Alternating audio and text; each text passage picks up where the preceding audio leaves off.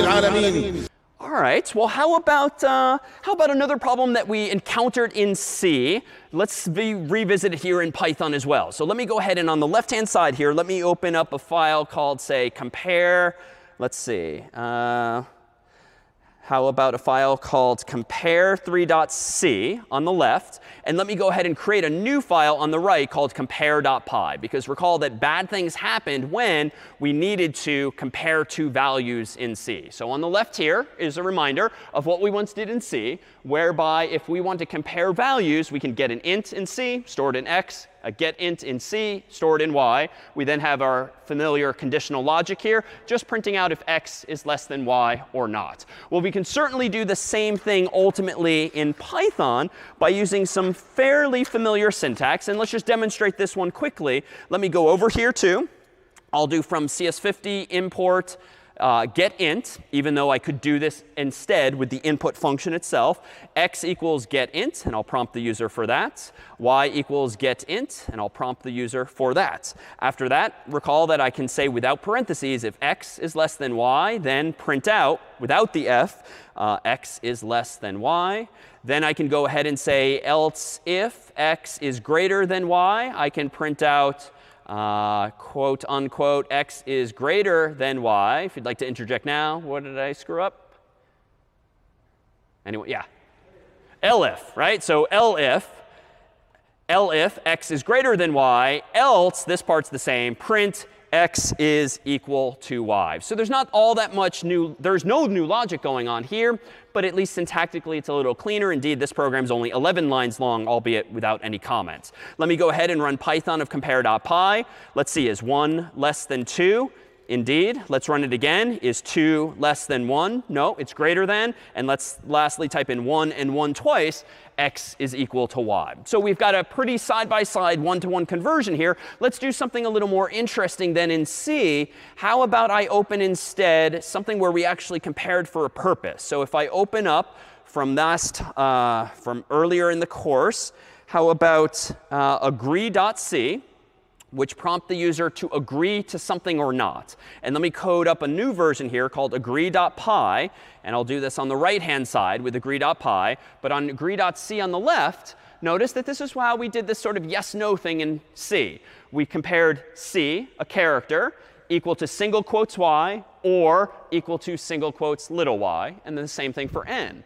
Now in Python, this one's actually going to be a little bit different here. Let me go ahead and in the Python version of this, let me do something like this. We'll use getString. Well, actually, no, we'll just use input in this case. So let's do s equals input. And we'll ask the user the same thing. Do you agree? Question mark. Then let's go ahead and say if s equals, how about y?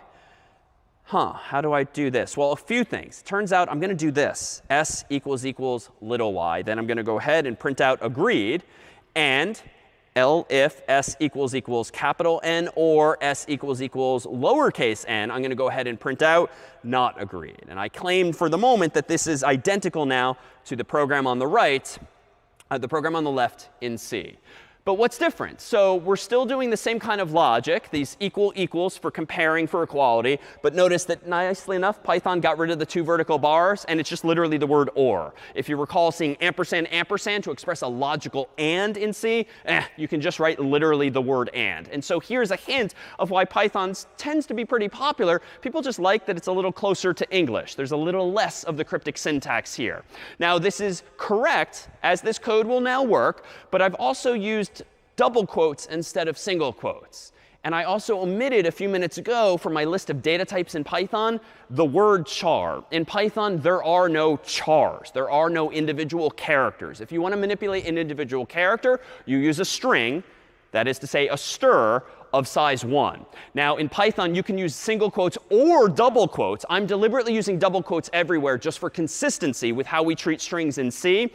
It's pretty common, though, to use single quotes instead, if only because on most keyboards you don't have to hold the Shift key anymore. I mean, humans have really started to optimize just how quickly they want to be able to code. So using a single quote tends to be pretty popular in Python and other languages as well. They are fundamentally the same, single or double, unlike in C where they have meaning. So this is correct, I claim. And in fact, let me run this real quick. I'll open up my terminal window here. Let me get rid of the version in C and run Python of agree.py. And I'll type in y. OK, I'll run it again and type in little y. And I'll stipulate it's going to work for no as well. But this isn't necessarily the only way we can do this. There are other ways to implement the same idea. And in fact, I can go about doing this instead. Let me go back up to my code here. And we saw a hint of this earlier.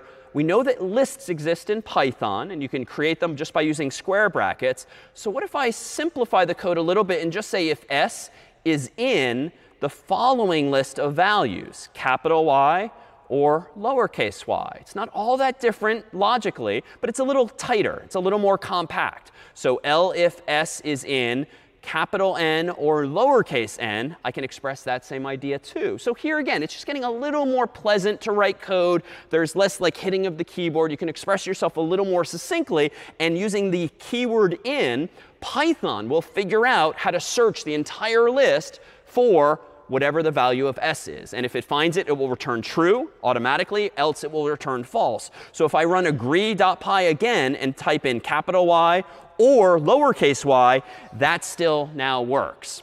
Well, I can tighten this up further if I want to add more features. Well, what if I want to support not just y, big Y and little y, but how about yes or yes? Or in case the user's yelling, or someone who isn't good with caps lock types in yes. Wait a minute, but it could be weird. Like, do we want to support this or this? I mean, this just gets really tedious quickly, combinatorically, if you consider all of these possible permutations. What would be smarter than doing something like this if you want to just be able to tolerate yes in any form of capitalization? Like logically, what would be nice?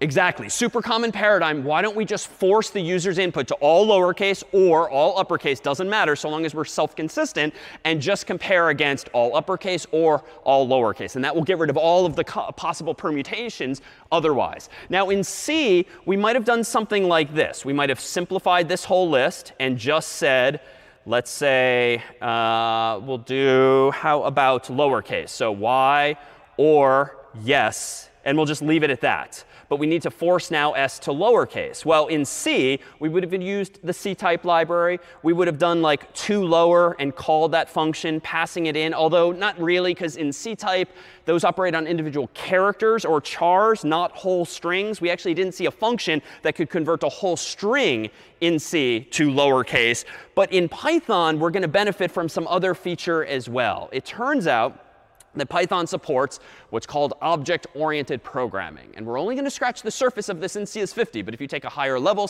course in programming or CS, you'll explore this as a different paradigm. Up until now in C, we've been focusing on what's called really procedural programming. You write procedures. You write functions, top to bottom, left to right.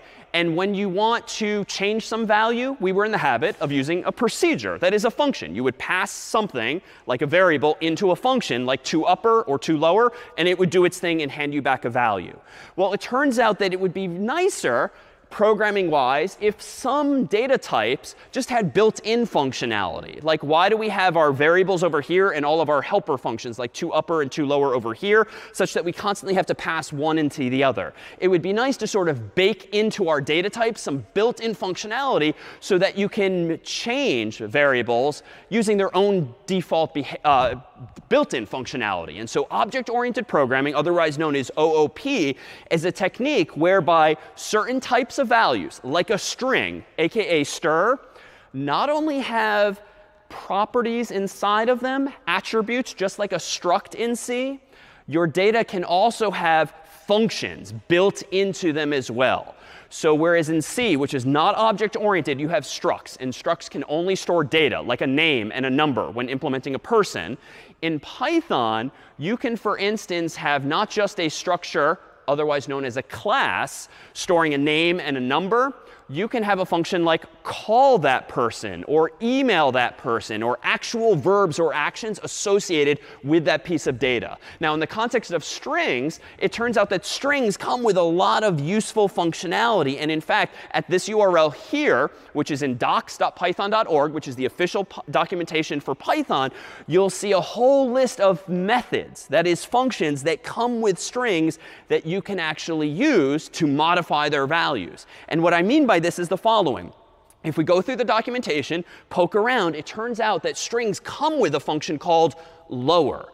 And if you want to use that function, you just have to use slightly different syntax than in C. You do not do to lower, and you do not say, as I just did, lower, because this function is built into S itself. And just like in C, when you want to go inside of a variable, like a structure, and access a piece of data inside of it, like name or number, when you also have functions built into data types, aka methods. A method is just a function that is built into a piece of data. You can do s dot lower, open paren, close paren in this case. And I can do this down here as well. If s dot lower in quote unquote n or no, the whole thing, I can force this whole thing to lowercase. So the only difference here now is in object-oriented programming, instead of constantly passing a value into a function, you just access a function that's inside of the value. It just works because of how the language itself is defined. And the only way you know whether these functions exist is the documentation, a class, a book, a website, or the like. Questions now on this technique? All right, I claim this is correct. Now, even though you've never programmed, most of you, in Python before, not super well designed. There's a subtle inefficiency now on lines 3 and 5 together. What's dumb about how I've used lower, might you think? Yeah. Yeah, if you're going to use the same function twice and ask the same question, expecting the same answer, why are you calling the function itself twice? Maybe we should just store the result in a variable. So we could do this in a couple of different ways. We, for instance, could go up here and create another variable called t and set that equal to s.lower. And then we could just change this to be t here. But honestly, I don't think we technically need another variable altogether here. I could just do something like this. Let's change the value of s to be the lowercase version thereof. And so now I can quite simply refer to s again and again like this, reusing that same value. Now, to be sure, I have now just lost the user's original input. And if I care about that, if they typed in all caps, I have no idea anymore. So maybe I do want to use a separate variable altogether. But a takeaway here, too, is that strings in Python are technically what we'll call immutable. That is, they cannot be changed. This was not true in C. Once we gave you arrays in week 2 or memory in week 4, you could go to town on a string and change any of the characters you want, uppercasing, lowercasing, changing it, shortening it, and so forth. But in this case, this returns a copy of s forced to lowercase. It doesn't change the original string, that is the memory, the bytes in the computer's memory. When you assign it back to s, you're essentially forgetting about the old version of s.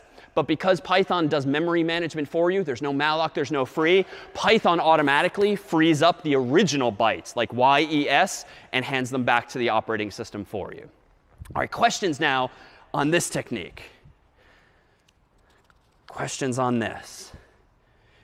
In general, I'll call out the Python documentation will start to be your friend, because in class we'll only scratch the surface with some of these things. But in docs.python.org, for instance, there's a whole reference of all of the built-in functions that come with the language, as well as, for instance, those with the string. All right.